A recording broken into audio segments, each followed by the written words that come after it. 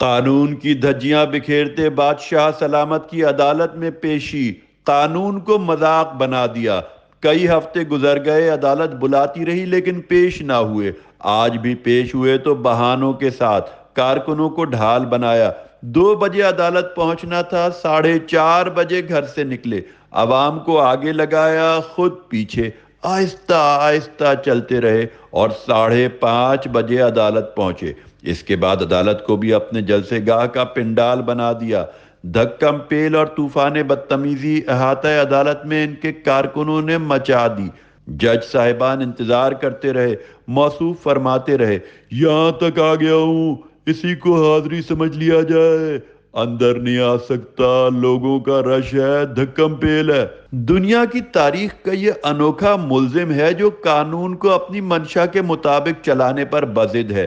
موصوف چاہتے ہیں جو ان کا دل چاہے اور زبان سے نکلے وہی قانون بن جائے۔ پہلے جج صاحبان کو انتظار کروایا، اس کے بعد عدالت کے باہر آ کر گاڑی میں بیٹھ کر استدعا کی کہ اسی کو حاضری سمجھ کر قبول کر لیا جائے۔ یہ منافقت کی وہ بدترین مثال ہے جس کی نظیر نہیں ملتی۔ مخالفین جب اپنے کارکنوں کے ہمراہ پیش ہوتے تو عمران خان اس کو عدالت پر حملہ اور ججوں کو دھمکانے سے تشبیہ دیتے، اور آج خود پورا ریوڑ لے کر عدالت پر دھاوا بول دیا ہے۔ قانون کی پاسداری کی مثالیں اور لیکچر دینے والے نے آج قانون کی دھجیاں بکھیر دی ہیں۔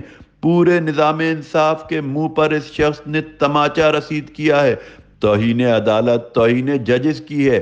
کیا یہ کوئی دوسرا شخص کرتا تو اس کو بھی اسی طرح کی سہولت ملتی؟ کوئی عام آدمی تو سائیکل کا ٹائر چوری کر لے تو ضمانت نہیں ملتی، اور یہاں موصوف پر الزامات کے ڈوزیئرز ہیں، لیکن یہ دھمکیوں پہ دھمکیاں اور فرمائشوں پہ فرمائشیں کیے جا رہے ہیں۔ یہ ہے در حقیقت دو پاکستان، کمزور کے لیے الگ اور طاقتور کے لیے الگ۔